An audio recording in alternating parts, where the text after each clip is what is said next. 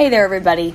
This is me, Kaylee. You already know me with Apartment Queen Investments. We've got a special guest on today, Elaina Briscoe-Young, and we're really excited to get to interview her. This is part of our youth series, but this is also part of our number one focus that we're always thinking about is women lifting each other up instead of tearing each other down. So really quickly, Elaina, will you introduce yourself? I won't do it justice. Thank you. I'm Elaina Briscoe-Young. My dad is Brian Briscoe. He is one of the co-founders of Four Oaks Capital. And I was invited to help him kind of get his podcast up off the ground. So I edit his video and his audio. I send out emails for him, do things like that. And in the process of that, I've become very educated about apartment investing. And it is something that I am now passionate about helping women and just having a community. So thank you for letting me introduce myself. Yeah. This is great because every female that I interview on here, whether they're in multifamily or not, everyone's in a different phase of their business and a different phase of their life too. So that's why it's really important to focus on, I think, a range of ages and stages that we go through. So thank you for introducing yourself. What would you say would be your number one at this stage in life? What would you say would be your number one biggest lesson? That's really good. I'll have to think for just 1 minute. Okay. Biggest lesson.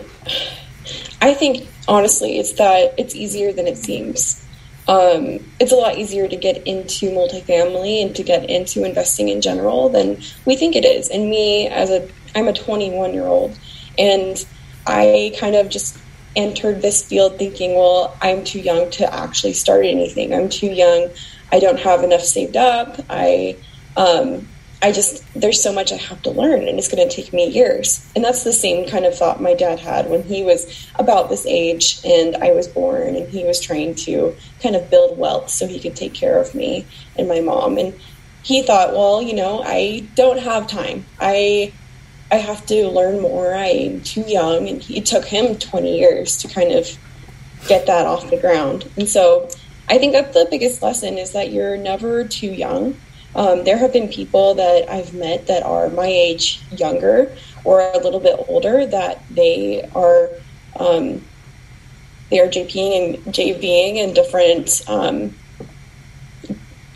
deals. They're able to have ownership of properties and have that passive income. So you're never too young. So for those of us who don't know what JVing means, what does that mean? So there are different types of partnerships. And so there's general partnerships, but then there's also joint ventures. And that's kind of where you're going in with other teams. And that's something that I'd be more likely to do if I started being an investor, is because you're using other people's experience to kind of help you. That is awesome. I can't believe how much you already know. Yeah, and it's really just from listening, because we like to joke that I am my dad's top listener because I listen to these podcasts maybe 3 or 4 times before they even are sent out. Exactly. That's great. So you know quite a bit. So knowing kind of where you're at, you're way ahead of where I was at that age, and that is definitely a big lesson that this entire podcast that I put out really tries to hit home. Is that there's always going to be that person in your head. For me, throughout life, where you go through challenges and stages where it's going to say, you're not old enough, you don't know enough. You don't have enough money, whatever all these self-doubt things are that are holding you back from just going for it. That's something that everybody seems to deal with in every stage of whether it's this business or anything. On the podcast, we cover women that, have an ice cream business, women that own a bank, women that, all through the spectrum of different business models. So Elaina, so far, kind of getting us to be familiar with where you're at in the process of learning how investments work in multifamily real estate, learning kind of the back end of owning a business, if you will. It sounds like you're very much involved in the business side of it, which is huge. What would you say has been probably your biggest win so far? I I think my biggest win is just being able to set up my own LLC and having that to fall back on. Like at the age of 16, I read Rich Dad, Poor Dad. And what I learned from Robert Kiyosaki was just kind of like, you are supposed to take different opportunities to learn.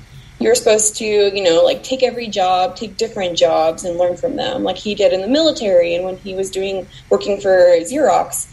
And so what I'm trying to do now is I'm in that phase where I'm trying to just kind of suck everything up that I can, like a sponge. I'm trying to be that sponge right now. And my biggest win is that it's working. Right now, since I've set up my own LLC, I am currently doing independent contracting, working not for my dad, but with my dad. Working with all of these people that are so successful, it is such a win because I'm able to kind of have something to show for it. Like, look, I own Podcast Hero. I am the sole operator. I am the founder, and that's really cool to me. And I think I also would just say, like, because I do get to kind of be on the business side of Four Oaks Capital, I get to make these connections, and we know that connections are everything. Oh my God. Yeah, that's been one of my biggest lessons that I've learned over and over and over. Every time I go through something, whether it's like someone evil in my life stealing money from me, or whether it's, losing a business or some really big heartbreaking things that you go through and feeling like a total failure, you have to go through that stuff. But the only way I've found out of it has been asking for help from those people that you meet. I mean, no matter how embarrassing it sounds or how whatever, you just got to get over yourself and reach out and go, okay guys, you've been in this industry or whatever doing something similar for a lot longer than I have. Help me, give me some ideas. And so it's those people that you have relationships with. I mean, who, not how is everything. I mean, you're so wise. Oh my God, that's awesome. Again, I listen to my dad's podcast all the time. And so literally everything I say, I've probably heard on Diary of an Apartment Investor. So it's not me, I promise. Well, it's everyone else. I'm repeating what they say. No, I mean, you're right. I mean, that's how don't reinvent the wheel kind of thing. I agree with you. So you said you read Rich Dad, Poor Dad at 16? Yeah. My dad had a program with me. It was like a deal. And every book that I read that he wanted me to read, he would give me I think $50. And it was just this thing so that he knew it was helping me way more than that I would ever realize. But I read that, and I read Richest Man in Babylon, and I just kind of he was setting me up for my future so that I was able to kind of understand what I was doing at this age. So yeah, everything, all of my wisdom, I accredit it to him. Oh, 100%. Oh my God. I can't believe that. So I read Rich Dad, Poor Dad at probably 26, probably 25, somewhere in there, maybe even 24. I don't know. But you have a decade on me. So that's awesome because, everyone always, the biggest feedback I think I get is either one of two things, that they're going, man, you're young, or they underestimate me because I'm young, you know what I mean? And that's usually people's worst mistake. Now that I have the backup in the people and information and things that, if anyone tries to take advantage, because they think that you're young or you don't have money or you don't have support or whatever, it's the bad idea. But I get that all the time. And so I'm like, oh, I'm not that young. I couldn't imagine, if I was in your shoes where I had a parent that was like, oh, try this. And yeah, that book for me was, what did you get from that book? Do you remember what your big aha moment from that book was?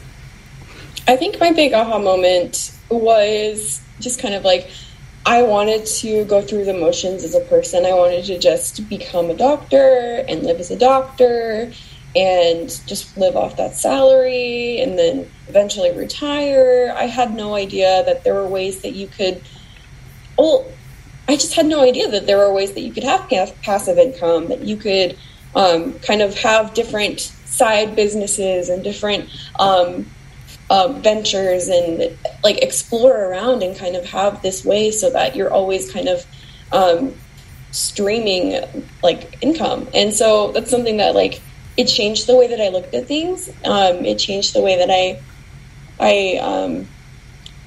planned my life.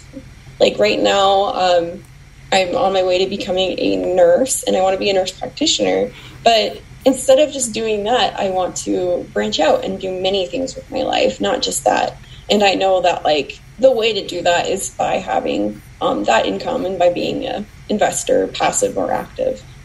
Yeah, that's great. I wish I could share that with the other nurses, with the other doctors, with the other, people that, know their field very well, whatever that is. Even sometimes CPAs get it because they see it with their clients. They're doing their, books and they're going, oh, this makes sense. But, so that's awesome that you have a dual understanding of like multiple different ways to make money. So you're like, okay, I'm like over here, I can make a ton of money and I can live comfortably, but at the same time, smartly put away 10, 20, 30%, whatever it is. And then that money is feeding you forever, because it's generating off itself. You know what I mean? That's incredible. I'm so happy to hear that your dad and you have such a good relationship, because that's the other thing too, and why it's so important and I'm so grateful for you getting on here today. Because what I hear from fathers, and my own included, I'm sure, was that from about 15 to about 25, they're like, I can't communicate with, have such a close relationship. So, and I'm happy to have you on here today too. What would you say? So it sounds like you already are a business owner. You already have started that process. And so it's what was the name of the podcast entity? It's called Podcast Hero, LLC. Podcast Hero. Now, for that company, what has been probably the biggest challenge getting it up and starting to get traction, if you will? And what has been some ideas or things you've tried to get it to traction? You know what I'm saying? Like where, yeah, okay. Yeah, I know what you're saying. Don't worry. I think some of the biggest challenges is just like I have the talent, but I didn't have the, dedication to it. So like I have been a video and audio editor for a long time. Like it's just a passion of mine. In high school, I was in a lot of film classes and I made films, and I had no idea that could make me money. Like, I just thought it was fun, Oh, my God. I considered it as a career, but I ultimately chose nursing. And I just thought, oh, this will just be something I do for fun, I guess. Like, maybe I can edit, like, little family home movies or something like that. So I think the hardest thing is just kind of, like, translating your talents into a money-making ability. Because there are a lot of talents out there that like people have that they don't realize are marketable. Like these are marketable skills. Oh my God. And so I think like, because I have the connection I already have where I had a podcast like up and ready for me, that wasn't so much the challenge of startup. The startup itself was a challenge because I didn't realize like I was sitting on all this talent and all these marketable skills. That's incredible. No, it's 1,000,000% marketable. Oh my God. Like, you come to someone like me where, I mean, I have a bunch of different skills, but, that's not one of them. It's really not. Like, I even have a VA that like, I have her go mess around in Canva and create stuff. And that's a level up from what I can do. And it's just because I just don't have, I think it's the patience. Like I do have the creativity, but someone like you, I'm sure, is very meticulous with making everything flow well and look good and make sense. And, sometimes like even with my marketing stuff, when it comes to, I'm working with someone now for a crowdfunding campaign and she's kind of like talking to me like, duh, Kaylee, like you're trying to show people who, what, where, like the basic stuff, and I'm just so into my story, that it doesn't translate. So you can see it's an incredible skill actually, being able to, yeah. So I'm sure that hopefully that is intertwined with your dad's business, with your own business too. So that's awesome. And that's really great that I'm very proud of you, just to be honest, to tell you the truth. Thank you. Yeah. Thank you. Oh my gosh. Yeah. I mean, I really am. And so because, like I said, you have like a 10-year head start on me, and I'm glad that you're surrounded by people that will tell you have unlimited potential, that it took for me to relearn my own life and get away from kind of how I got brought up and to relearn everything, to believe in myself. So, I mean, the sky's the limit. Like, whatever you want to do, you can freaking do it. Just ask for it. You're awesome.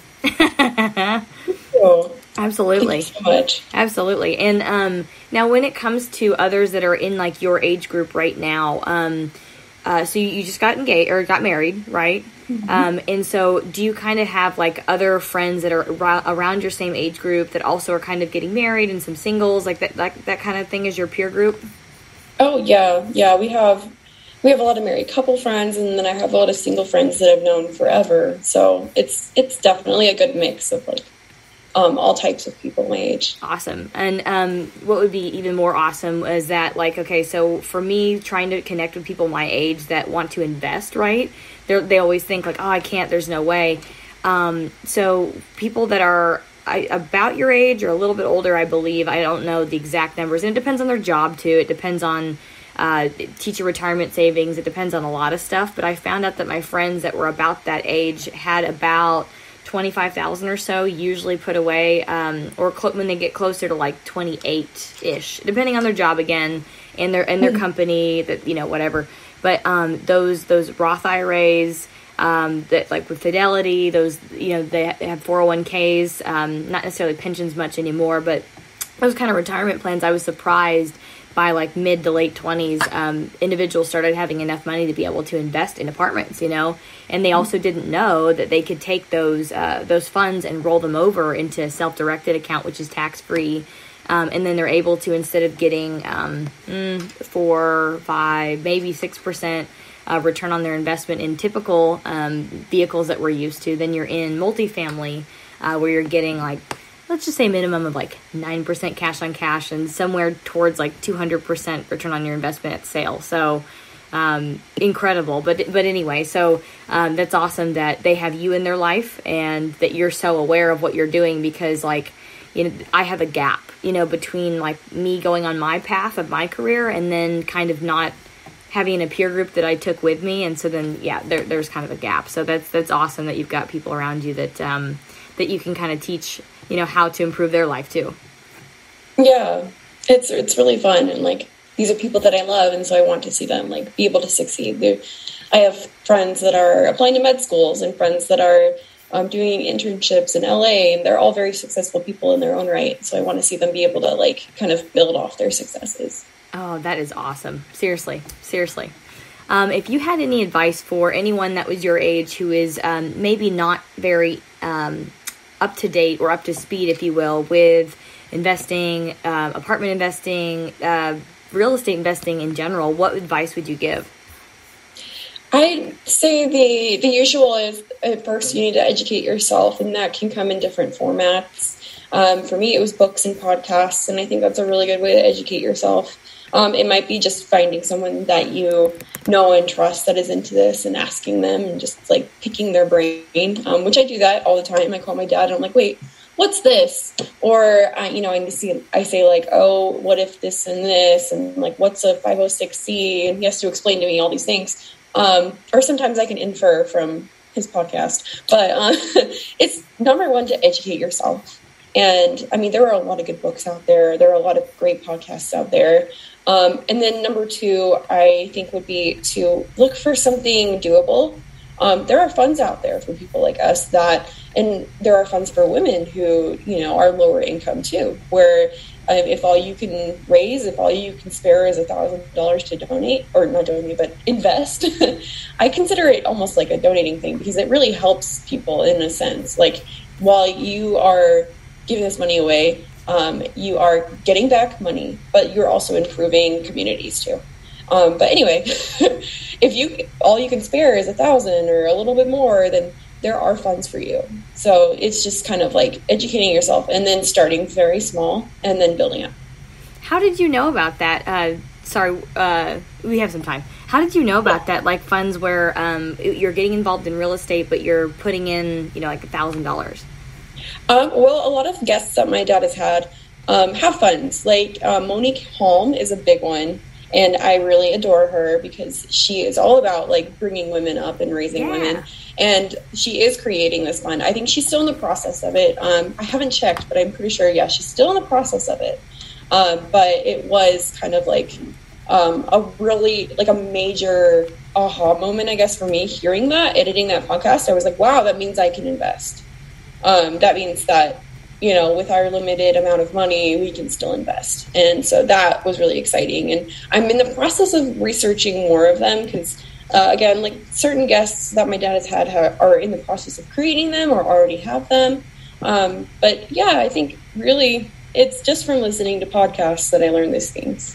That's incredible. I hope more people listen to more podcasts. I've been hearing that people are going back to work, and so they're driving during the day, and so hopefully they can use those to get educated. I have one. So we started. Yeah, I checked it out when you reached out to me. You already know, yeah. So it's been a fun thing to put together. It's you already know about Regulation D, so we have one of those offerings as well. But then the fund also has a crowdfunding component. But it's been interesting because I've found that with Reg D, you're taking a certain level of investor. They don't require so much regulation as far as who can invest. Well. Who cannot is really what they do. And then with crowdfunding, you can take individuals, like you mentioned, down to a much lower investment amount, and then they don't have to be accredited. They don't even have to be sophisticated, but that means that they're going to have their investment reduced, just to make sure that if this investment gets completely lost, that it's not going to affect their life. Like, that's the point. So you're 100% right, but setting that up, they've had to go through my social security number. They've had to go through all my company records. We've had to do a financial audit of all the companies that will be involved from, ground zero. I mean, it's a lot different than doing a Reg D. But again, I like that you said that Monique is doing that. I'm actually going to reach out to her because you mentioned that, because you can also do a fund of funds. Like you can have our funds work together. And if we're in the, have the same mission, lowering the barrier to entry for women specifically to get into multifamily, that's awesome. Thank you for mentioning that. Yeah, of course. She's someone that I look up to, and I think everyone who is starting these type of funds, all of that paperwork, all of that jumping through hoops that you just mentioned to me, you've only glazed over it. It'd be really boring to get into it, but it's a lot. It's a lot of work. And if you're willing to put in all of that work to allow for other people who, want to invest and who can't yet, to allow for these other people to kind of get a piece of the pie, then that just attests to the spirit of multifamily, the helpful nature of everyone that is involved. That I have not met anyone who is self-interested. I have not met anyone who is it's all about me and my return. It's about everyone else. Yeah, here's what I'll say is the testament to that. And I don't know why. So far, again, I'm young in my career. I've only been in this 4 years, but what I've seen is I've been with those bad people that it's all about them. They're in it for them. Literally, don't give a rip about anybody else. What happens to them is they get stuck in maybe 20 units or a really small number, and that's all they will ever accomplish, because people find out about how you treat other people very quickly, and so they just are I don't want to touch that. You know what I mean? So so the people that are giving and are generous and want to scale and grow, we all find each other, and then go big or go home.